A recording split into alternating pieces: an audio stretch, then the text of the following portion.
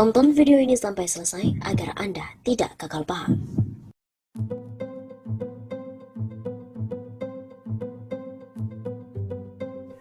Biar segera dipercepat, Rocky Gerung harap Jokowi tetap pelihara politik oligarki.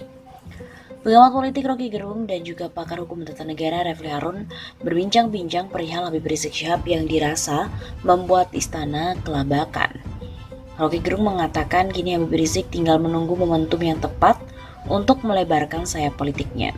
Dia menyinggung soal politik oligarki yang menurutnya erat kaitannya dengan Presiden Jokowi. Jadi Habib Rizik cuma menunggu momentum aja, tergantung Jokowi mau membuka pembicaraan, mengubah politik oligarki. Ujar Rocky Gerung seperti dikutip dari redaksi suara.com dari tayangan dalam kanal YouTube Refli Harun. Tapi saya harap Pak Jokowi tetap memelihara politik oligarki, buzzer-buzzer yang tetap arogan, biar segera dipercepat. Sambungnya diiringi tawa Rocky Gerung dan Refli Harun. Dipercepat pembuluh darah, kan ini konsekuensinya. Tukas Rocky Gerung lagi. Ini yang dipercepat pecahnya pembuluh darah ya, bukan yang lain. Begitu kata Refli Harun menegaskan ucapan Rocky Gerung. Dalam bincang-bincang tersebut, Rocky juga menyebut Habib Rizik membuat istana susah tidur. Pasalnya menurut dia istana selalu terngiang-ngiang dengan Habib Rizik ke depannya akan seperti apa. Itu namanya bikin istana susah tidur karena terngiang-ngiang terus di kuping mereka. Besok Habib Rizik ngundang siapa, mengucapkan kalimat apa, besok Habib Rizik diwawancarai oleh siapa, begitu terang Rocky Gerung.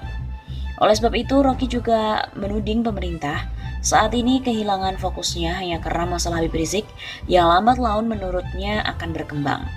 Istana sudah kehilangan fokus karena ada sumbu politik baru yang akan tumbuh nasional.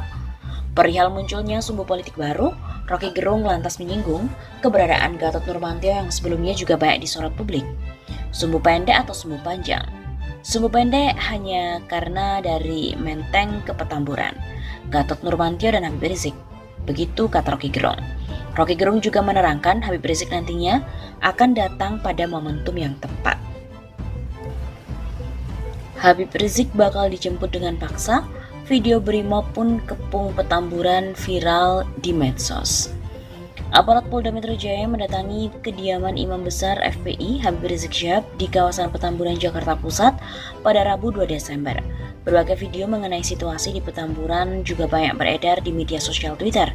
Dari video juga terlihat sejumlah personel Brimob bersenjata lengkap tampak hilir mudik di kawasan Petamburan. Hal ini diduga untuk mencegah kericuhan yang sempat terjadi sebelumnya. Pasalnya pada saat bersamaan, sejumlah penyidik Polda Metro Jaya mendatangi rumah Habib Rizik untuk mengantarkan surat panggilan pemeriksaan. Pasukan Brimob bersenjata tampak berjaga-jaga di Jalan KS Tubun depan Jalan Petamburan 3. Aksi polisi kali ini juga menyita perhatian pada para pengendara yang lewat. Beberapa warga juga menepi untuk melihat kejadian tersebut. Warganet juga mengabarkan situasi terkini di kawasan Petamburan, seperti diunggah oleh akun @kalila_asyikah.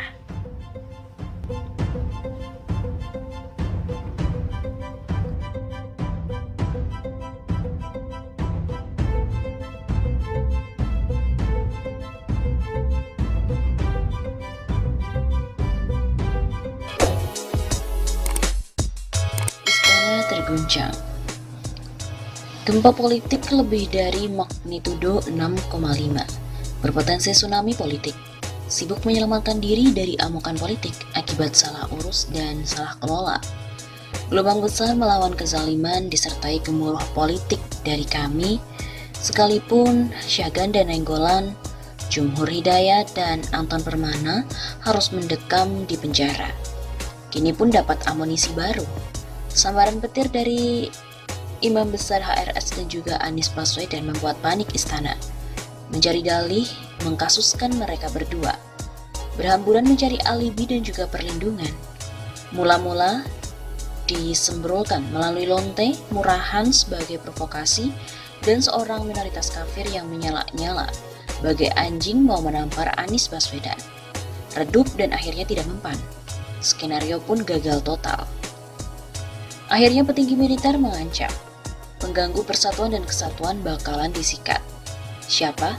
Tidak mungkin umat Islam merusak persatuan dan kesatuan. Logikanya sederhana. 90% saham NKRI dimiliki umat Islam. Tanpa umat Islam, NKRI tidak akan ada dan tidak akan pernah ada. Catat dan coba camkan baik-baik. Yang merusak persatuan dan kesatuan adalah para pengkhianat NKRI yang telah menjual dan menggadaikan NKRI kepada asing, aseng, dan asong. Seharusnya militer dan kepolisian ini berdiri di garda terdepan bersama dengan rakyat melawan pengkhianat NKRI, bukan malah mau diadu domba dengan rakyat dan bangsanya sendiri. Selain itu, para pengkhianat NKRI adalah orang-orang yang membuka keran impor TKA Cina komunis masuk dengan mudahnya ke NKRI, menjarah kekayaan alam dan kesempatan kerja pribumi dengan tameng proyek strategis. Tidak itu saja, mereka pun sengaja diduga melanggar Undang-Undang Dasar 1945 Pasal 33 dengan mengesahkan Undang-Undang Nomor 3 Tahun 2020 tentang Minerba dan juga Omnibus Law Undang-Undang Nomor 11 Tahun 2020 tentang Cipta Kerja serta Undang-Undang Nomor 1 Tahun 2020 yang berpotensi melanggar Pasal 23 dan Pasal 27 Undang-Undang Dasar 1945. Sekarang, yang sedang mereka, yaitu para pengkhianat NKRI perjuangkan adalah masuknya RUU HIP dalam Prolegnas 2021 yang ditolak oleh mayoritas rakyat dan 4 partai, Golkar, PKS, PKB, dan PAN.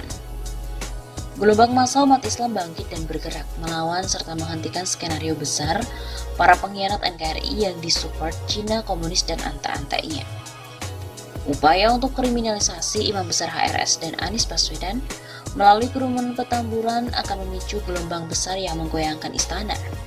Sekali lagi, kita berharap militer dan kepolisian jangan mau diadu domba. Kali ini umat Islam tidak akan tinggal diam. Teriakan hidup mulia atau mati syahid akan menggema seantero bumi pertiwi. Sebelumnya pun diberitakan bahwa Panglima TNI mewanti-wanti soal provokasi dan Habib Rizik. Panglima TNI Marsikal Hadi Cahyanto bicara soal provokasi yang berbungkus isu identitas yang bisa mengancam persatuan. Pesan Hadi muncul setelah ada peristiwa prajurit TNI yang mendukung Habib Rizik.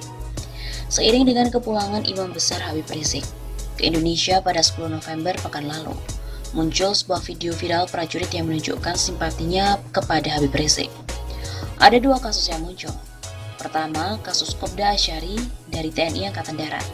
Dalam video yang viral 17 detik, dia duduk di belakang truk, merekam video dan menyampaikan bahwa dia bersama Habib Rizik. On the way bandara, persiapan pengamanan Imam Besar Habib Rizik siap. Kami bersamamu Imam Besar Habib Rizik siap. Akibat perbuatannya, Kopda Asyari mendapatkan sanksi administrasi dan ditahan 14 hari. Kedua, kasus Serka BDS yang diperiksa POM TNI Angkatan Udara gara-gara menyanyikan lagu penyambutan untuk Habib Rizik. Terekam dalam video 24 detik, dia mengenakan pakaian dinas lapangan TNI dengan topi biru khas TNI Angkatan Udara. Dia bernyanyi lagu keagamaan dan memodifikasi liriknya dengan kalimat penyambutan terhadap kepulangan Habib Rizik. Marhaban pemimpin FPI, Allah Allah. Disambut prajurit TNI, Allah Allah. Marhaban ahlan wa sahlan. Marhaban Habib Rizik Syihab. Demikian syair lagu yang dinyanyikan oleh Serka BDS di akhir video. Pada Sabtu 14 November kemarin, Kepala Dinas Penerangan TNI Angkatan Udara, Marsmal Fajar Adrianto, mengatakan Serka BDS akan ditahan dan dikenai sanksi, serta pembinaan dan peringatan dari komandannya.